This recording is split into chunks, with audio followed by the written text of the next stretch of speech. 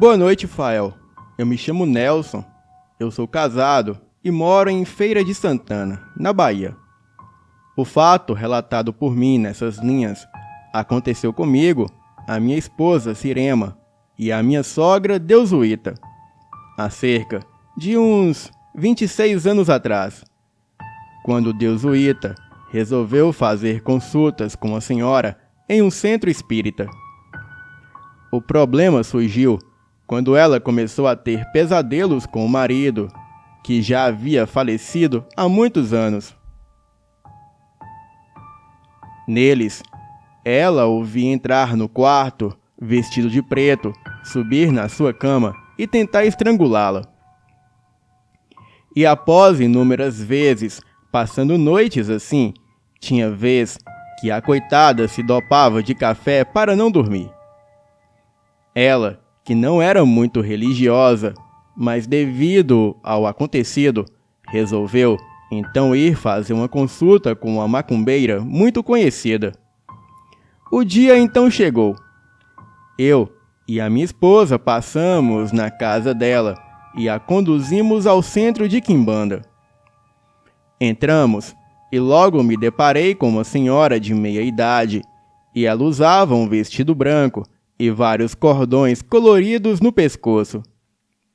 No quartinho do terreiro havia um enorme pentagrama desenhado no chão vermelho e várias imagens de Exus e pombas-giras espalhado por todos os lados.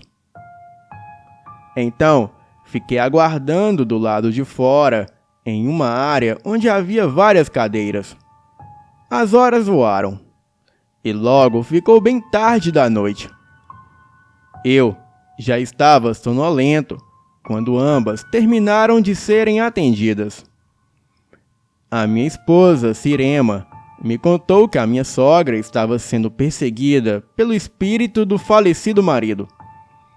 Mas o Exu ficou de ajudá-la, porém, ela tinha que levar um certo despacho no cemitério numa sexta-feira à meia-noite.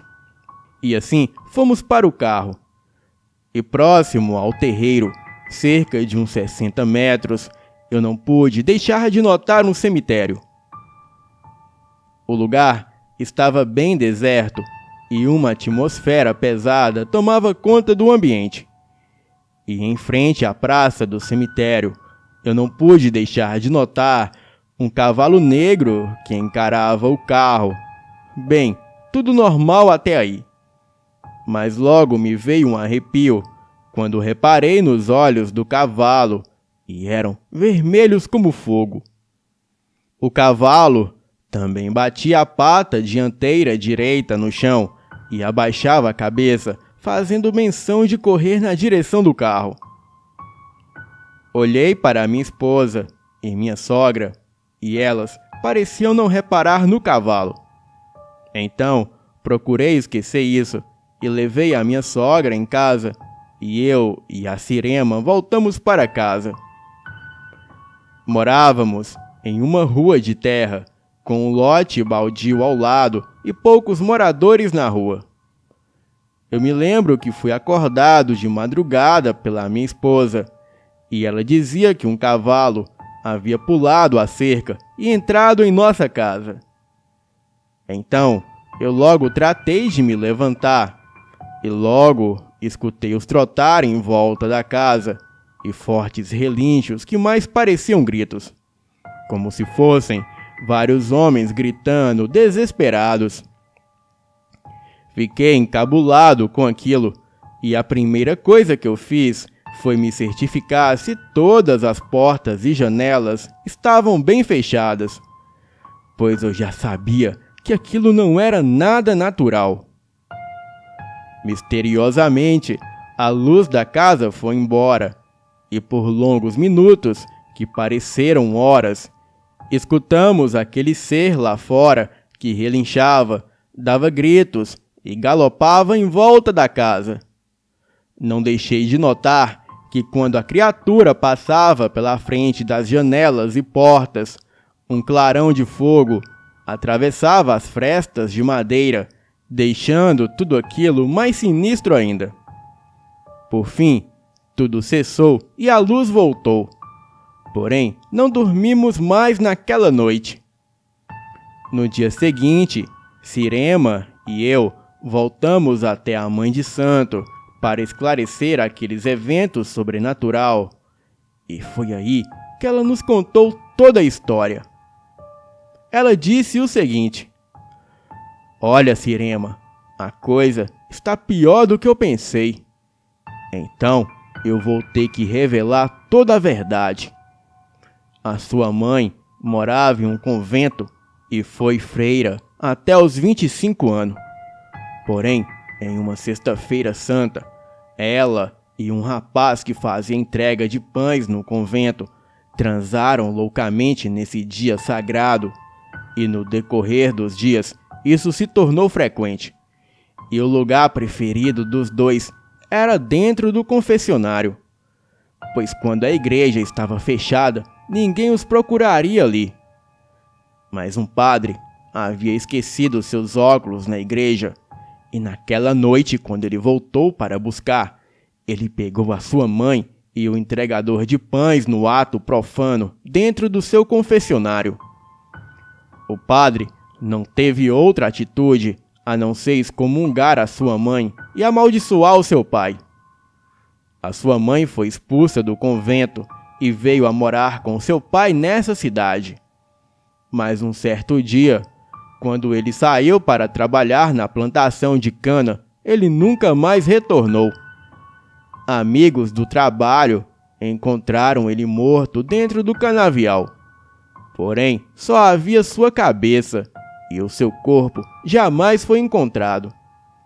Isso aconteceu quando a sua mãe estava grávida de você. Uns diziam que foi morte matada e outros diziam que foi algo sobrenatural que aconteceu com ele. Mas eu sei a verdade. Ele foi degolado por uma entidade conhecida como ceifador. E isso tudo porque ele foi amaldiçoado. Essa entidade carrega uma grande foice e anda com um manto negro. E muitas vezes é até confundido com a morte devido ao seu rosto cadavérico. O corpo do seu pai em espírito está amaldiçoado a se transformar em mula, e no lugar da cabeça sai labaredas de fogo. Eu falei para sua mãe que o Exu vai afastar esse espírito de suas vidas. Porém, o Exu exigiu uma oferenda, a qual a sua mãe deve levar até o cemitério na sexta-feira à meia-noite. Quando ouvi essa história da Mãe de Santo, eu fiquei abismado. A Cirema também estava pasma com tudo isso, pois como a sua mãe nunca havia lhe contado isso. Enfim, no dia seguinte era uma sexta-feira. Então fomos, a Cirema, a minha sogra e eu, no cemitério fazer a tal oferenda. A minha sogra tinha que fazer isso sozinha. Então, ela adentrou o cemitério e ali na frente ficamos no carro, a Cirema e eu. Era por volta de 11 da noite. Então conversávamos para passar o tempo. E foi quando notamos ao longe o vulto de um homem que se aproximava.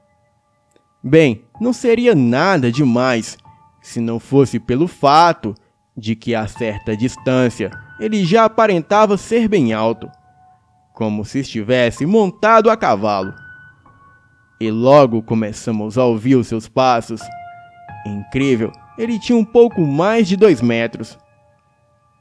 Eu imagino. Ele usava um chapéu e um casaco preto. Era como algo que lembrava uma capa. E ele parecia ter saído de um filme de terror. E quando ele passou por nós, notamos que em seu rosto não existia vida nenhuma. Parecia um boneco de cera, com grandes olhos negros e um rosto cadavérico. Eu pensei, é uma brincadeira de mau gosto de algum miserável desocupado. A minha sogra, que acabava de sair do cemitério, ela gritou: "Não o encarem! É o ceifador que matou meu marido!" A minha sogra correu para dentro do carro e nós, desesperados e com os olhos evitando aquela criatura, rezamos sem parar. Então, ele deu um terrível urro, que mais parecia o de um boi sendo esquartejado vivo. A minha esposa quase perdeu os sentidos. Eu tremia dos pés à cabeça e de repente deu um vento fortíssimo, levantou a poeira do chão e numa espécie de redemoinho, aquele espectro diabólico se dissolveu na poeira. E um cheiro de coisa estragada tomou todo o ar à nossa volta. A minha esposa então voltou a si, e só aí que eu consegui dar partida no carro e sair voando daquele lugar. Fomos para casa e não falamos uma só palavra. Esperamos até o dia amanhecer, e no dia seguinte ficamos pensando se era ou não possível que dois mundos tão diferentes, o das almas e o dos vivos, se colidissem daquela maneira. A minha sogra contou que enquanto ela fazia a oferenda no cemitério, aquele espectro a encarava de longe, e quando ele se aproximou em seu cavalo negro, ela pôde perceber que o ceifador estava montado em seu marido, pois agora ele havia se tornado o cavalo sem cabeça. E de alguma forma, ela pôde sentir a energia dele que emanava daquele cavalo. A minha esposa nunca mais tocou no assunto. A minha sogra já faleceu há alguns anos. Eu acredito que naquela noite pagamos um preço por termos nos arriscado tanto em um terreno onde nós não nos encaixávamos. Pois nenhum de nós era preparados para fazer despacho ou mexer com quimbanda. Enfim, a maldição chegou ao fim. E acredito que finalmente a alma do meu sogro já descansa em paz. E agora, junto com a alma da minha sogra. Boa noite.